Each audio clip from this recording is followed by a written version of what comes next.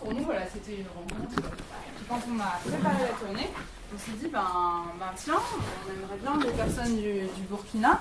Et si on demandait du coup à Jean-Yves de venir, donc on a demandé l'autorisation et puis elle nous a été accordée. Donc on a demandé à Samuel d'accompagner Jean-Yves parce que c'était sa première fois en dehors du Burkina et première fois en France. Voilà un petit peu. Je vais laisser la parole à Jean-Yves. Juste avant, petite chose pratique ou tout ça. Donc voilà, il y a un Facebook Live, il y a quelqu'un qui prend des photos. Moi, je vais aussi prendre des photos. Alors, est-ce qu'il y en a certains d'entre vous qui ne veulent absolument pas être sur les photos? Parce que dans ce cas-là, je vais vous prendre par derrière et je vais prendre quelques petites vidéos. Alors, est-ce qu'il y en a certains qui absolument ne veulent pas? On veut respecter le droit à l'image de chacun. Donc, voilà. Je ne sais pas s'il y a des choses... S'il y a des retouches pour enlever les rides. Voilà, c'est plus pour avoir un truc d'ensemble, on essaiera, mais voilà, c'est pour être bien sûr et voilà. Et donc pareil, donc moi il y a un Facebook Live et moi je vais envoyer des photos aussi en live, donc je préviens, comme je préviens au niveau d'autres soirées, si vous me voyez sur mon portable, c'est pas que je suis en train de discuter avec des amis ou quoi, c'est que je suis en train d'envoyer les photos à mon équipe qui s'occupe de les mettre voilà, sur internet. Je vais quand même dire, j'en vais être sur Facebook. D'accord, ok, bien, et ben c'est très bien, et comme ça on respectera voilà, la dame là, du coup pour vous, pas de photo, voilà. Voilà, et puis du coup je vais laisser la parole à Jean-Yves qui va nous raconter un petit peu son histoire. Alors voilà, il y a quelques photos, et après il y aura des photos en plus grand. Je vais mettre là comme ça, je vais voir. Et puis voilà. Et puis si tu veux, tu te mets là où tu te lèves, ou comme tu te sens. Qu'est-ce qui est mieux? Okay. Voilà. Bonsoir à tous. Merci beaucoup pour l'accueil. Je suis très content d'être parmi vous ce soir et de pouvoir vous raconter mon histoire. Donc pour commencer, je m'appelle Waré, le nom de famille Waré, Jean-Yves Patrick. Je suis étudiant en première année géographie.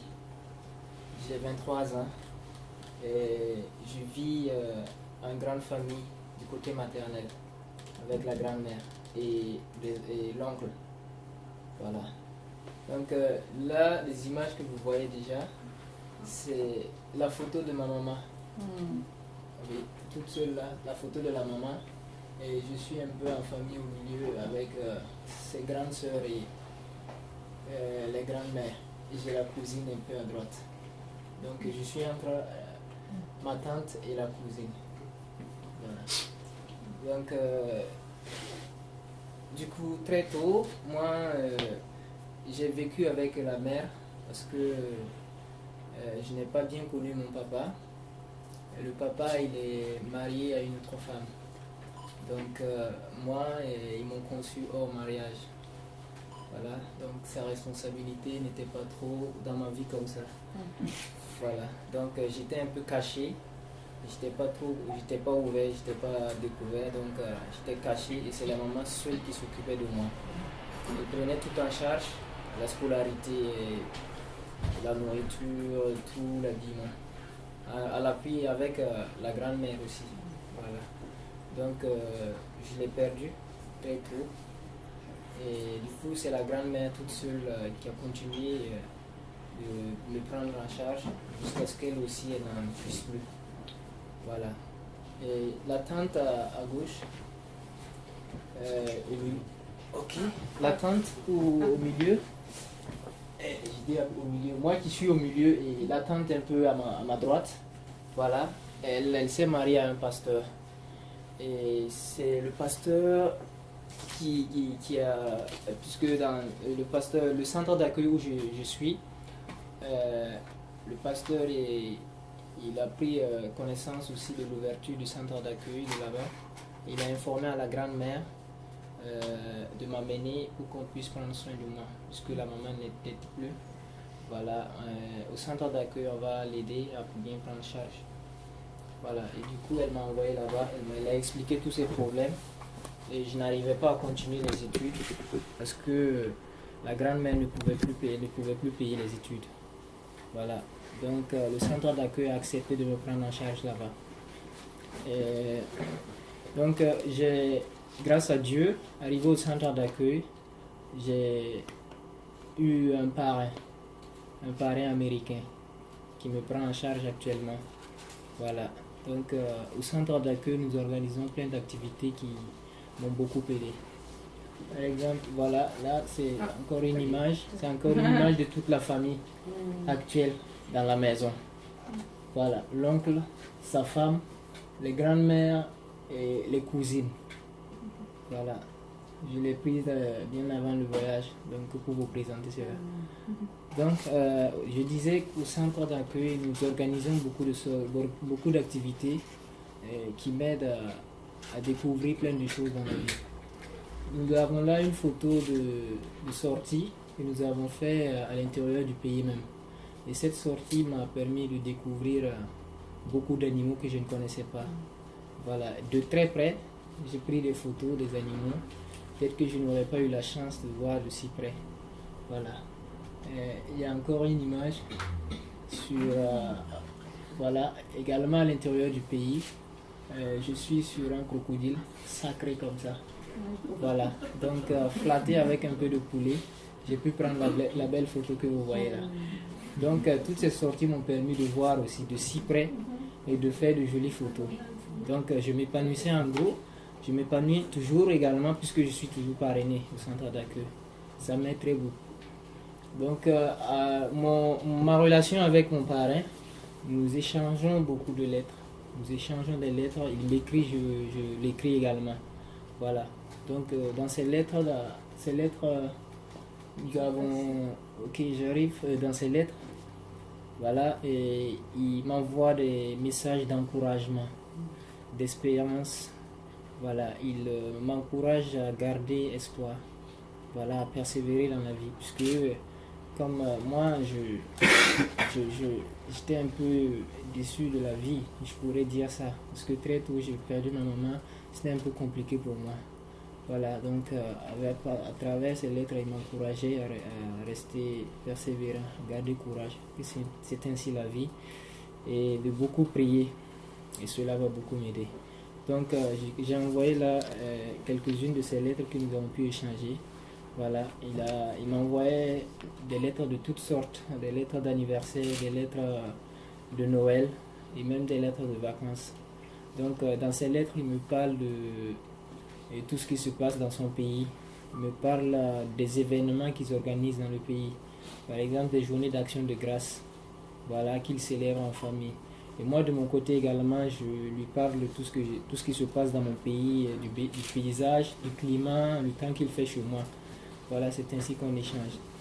Je me souviens également quand je passais mon examen de baccalauréat, je l'ai fait d'abord en 2016 et ça n'a pas marché. Voilà, du coup j'étais un peu découragé là. Je l'ai informé que j'ai pas eu mon examen en 2016 et il m'a envoyé un message me disant de ne pas me décourager. Et c'est ainsi la vie également. Donc on apprend avec aussi l'échec. Donc j'ai gardé courage et l'année qui a suivi, en 2017, j'ai travaillé dur et j'ai eu l'examen. Oui, je l'ai informé, il m'a félicité et il me demande de bien continuer le bon travail que je fais. Il m'encourage, il prie pour moi, il prie pour mes études. Voilà. Donc, je reçois également des dons. En plus des cadeaux, en plus des lettres, je reçois des dons que j'utilise pour payer des besoins de la famille ou même des besoins personnels. Là, par exemple, l'habit que je porte, vous voyez le tissu. Voilà, c'est grâce au centre d'accueil et aux dons que j'ai reçus du parrain que j'ai pu acheter le pain et je l'ai cousu. Et je porte la chemise ce soir. Voilà, pour vous montrer. Oui, les sacs en bas déposés, nous avons pris en collaboration avec la famille. Voilà, nous avons pris des vivres. Voilà, pour servir de nourriture. Et dès que je reçois aussi les cadeaux, je n'oublie pas mes frères et soeurs, je veux dire mes cousines et cousins qui vivent avec moi. Donc je les achète également des petits trucs. Oui. Donc là vous avez, j'ai un haut et une jupe pour elle aussi. Voilà. Et je tiens un livre, voilà, un livre de mathématiques. C'est un livre de mathématiques de la classe de première pour la cousine à l'époque. Voilà. Donc, en plus des activités que nous faisons au centre d'accueil, nous organisons des formations. Voilà, des formations. Là, je suis en train de faire de la peinture. Voilà. On nous forme là à faire des petits métiers qui peuvent nous servir dans la vie. Voilà. Là, nous étions en train de faire de la peinture sur les chaises. Voilà, des chaises sur lesquelles nous prenons des cours d'enseignement public. Voilà. Nous organisons également beaucoup d'autres activités. Par exemple, la formation en savon liquide. Nous fabriquons des savons liquides que nous mettons en vente. Voilà. Et aussi, excusez-moi, c'est tellement énorme que je n'arrive même pas à m'en souvenir. Oui. Donc, il y a plein de trucs que nous faisons là-bas. Nous avons également des peintures, nous écrivons des noms sur les habits, voilà, pour servir de maillot de football par exemple, voilà. Donc toutes ces activités nous les apprenons et ça peut nous servir au plus tard, voilà, à ouvrir des petites boutiques. Par exemple, également nous faisons pour les filles, côté des filles, on les apprend à faire des bracelets, oui, des bracelets, et puis aussi à faire le tissage de cheveux, voilà, et qu'elles mettent également en vente, voilà. J'ai la photo à gauche, voilà, c'est quand je devais effectuer le voyage pour la France. Je suis passé devant et toute l'assemblée a prié pour moi que j'effectue ce voyage. Donc du coup, c'est l'histoire que j'avais à vous raconter. Merci beaucoup.